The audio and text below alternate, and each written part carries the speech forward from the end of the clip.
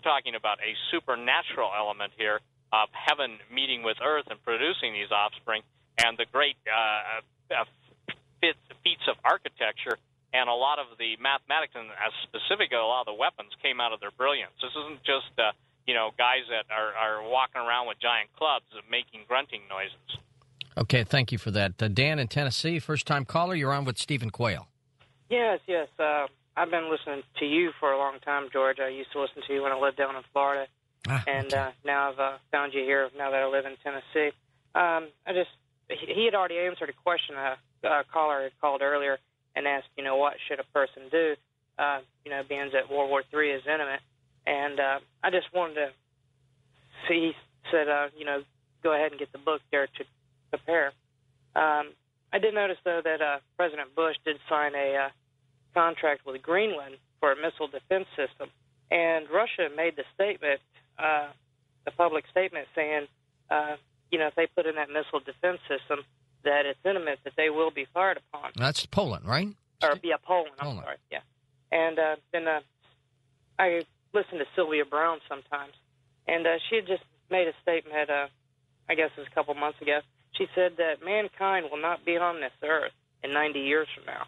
Now, the earth will still be here, but mankind itself will not be on the earth. So I just thought maybe your listeners would be interested in that. Okay. You want to react to that, Stephen? Sure. I don't believe that, because obviously, from a biblical perspective, that Jesus comes back with a second coming, and he sets up the millennial kingdom, or the 1,000 years on earth. That's when the lion lays down with the lamb. A lot of people think we've already been through the millennium, and I offer them a trip to Montana, expense paid. I'll let them go out in grizzly bear country and soak them down with grease and see if that holds true. Seriously, George, the idea that everything perishes on earth is kind of almost a Orwellian dream walk.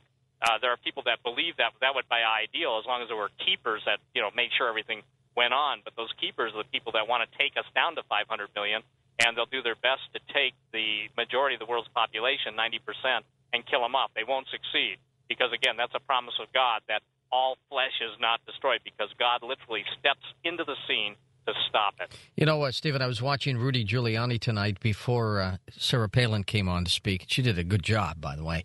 And he was talking about how we have gone into Iraq to keep out Osama bin Laden and Al-Qaeda. And you know what? I was watching the way he was just delivering that speech, saying Osama bin Laden and Al-Qaeda were not in Iraq when Saddam Hussein was there. They hated each other, but they weren't there. And, how you can just blatantly say these things on the air like that and expect not to get challenged, I couldn't believe it. Well, I think he's pretty well become marginalized, because obviously he's not the man a lot of people think he is, in my opinion, and that's totally wrong. So I would be with you on that, George. I'd just be going, where are you coming from? It's not even timely, and it's not even relevant. No, it's not. And, yet, we continue to spend the kind of money we're spending where Americans are losing their jobs. It's going to be an interesting presidential race. I think it's going to come down to the haves and have-nots. And I think the have-nots, who are beginning to become most of the people in this country, want change, and they're fed up. Well, they do. And this is something interesting, because the governor of Alaska is a real person. See, the problem with politicians is I don't know any group of people that, in general, are more out of touch with the American public than most politicians. But what the governor has done, Sarah's done, is she's brought a human factor to what I would say is a pretty much inhuman world. I got to tell you something. When you hear her talk and you see what she's done in Alaska, she's a get-it-done lady. And the point is that I have more respect for her than who her running mate is. She doesn't seem to be a politician, and will freely admit she's not of that political group. And it's kind of refreshing to see someone different, someone who seems to be an American, who is more in touch with humans and people than everyone else. It's just going to be an interesting race now. I thought Obama and Biden would have clobbered McCain a week ago, but after seeing her tonight And if she can generate a little bit more publicity for herself, it might be much closer than I thought it was going to be. Well, right, and I think the people that screwed this country up can't fix it. See, that's the professional political class. I put them in the same category as Caligula and Nero. Oh, they're all scattering, aren't they? Yeah, and the thing is that you've got somebody that basically is a solution-oriented person. Plus, I like the fact, the quality of her life. Look, she doesn't run from her own personal family issues and making the decisions she's made, but she's a get-it-done lady. And look, any woman, I try and tell every woman, because of the amount of woman, when crimes are committed against women, any woman that's willing to defend herself, and this lady is showing, basically out hunting. I got to tell you something. That says a lot. How many women can go out and hunt and got a moose and cut it up? That's because you're from Montana. Yeah, see, that really speaks to me. but she does. She has a quality that's real versus the false. I guess that's what I'm right. And that is something that a lot of people have been screaming about lately, this unease with what's been happening over the last 8 years and this need to get someone in there who just understands what's going on. And, there they are on stage holding a baby, and, they seem like, an American family. And it was just refreshing. So, I'm going to look forward to this campaign. West of the Rockies, Roger in Phoenix, Arizona. You're on the air. Hi there. Hi, gentlemen. Yeah. Great show tonight. I got to redirect the thought real quick, though. I was just going to say that socialism is not what's ever made this country great, and that's not the kind of change I want to see coming up this election. Anyway, I have a question for Steve, and then I'll just hang up and hear your answer. As some of us who have read the roadmap through the years recall that Jesus said that all these things must come to pass and we're to fear not. And, if you read the end of the book, he wins. And since life is so temporal on this side, but we all live forever, I'm not sure that I understand the survival mode or the survival need.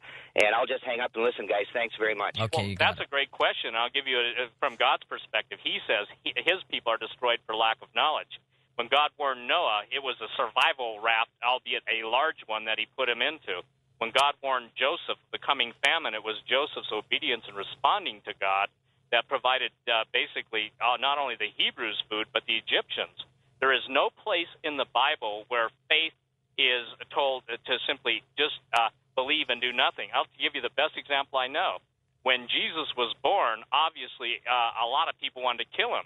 So the three magi come and provide Jesus with gold, frankincense, and myrrh, and most people are not putting two and two together. That's what Jesus and his parents, his mother, and Joseph lived on in Egypt for a number of years. It's not wrong to prepare. We have become a society that expects everyone to do everything for us, and we've lost accountability and personal responsibility. The Bible is very succinct on the fact that we are to basically take God's warnings, his admonitions, and prepare.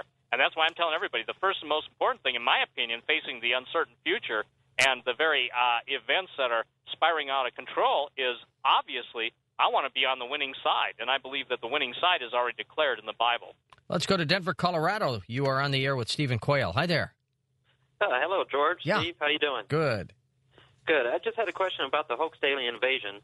In World War II, we had the internment camps for the Japanese. Now, if suddenly there were, a hoax alien invasion and they were deemed the bad guys, what do you imagine would happen to, say, groups like MUFON or this show or UFO researchers if suddenly were potentially viewed as terrorists? Well, that's a great question. I think, obviously, if you broaden the definition of terrorism, you can arrest and ultimately incarcerate whoever you want to. And I think that if you look at all of the plans, the thing that breaks my heart about this country is that if you notice since 9/11, we've turned into, and these are my words and I don't apologize for them, but we've turned into a macro version of the Third Reich because of all of the control mechanisms that are being put into place. And when I see how peaceful protesters are treated at either the Democratic National Convention or the Republican, and I see the attitude of the militarization of police, and I see all of the surveillance going into effect, you got to ask yourself this: what do control and freedom have in common? And the answer is nothing. Control is designed to take away our freedom. So to answer the question, I believe that those who are pointing out the truth ultimately become enemies of the state. Kim,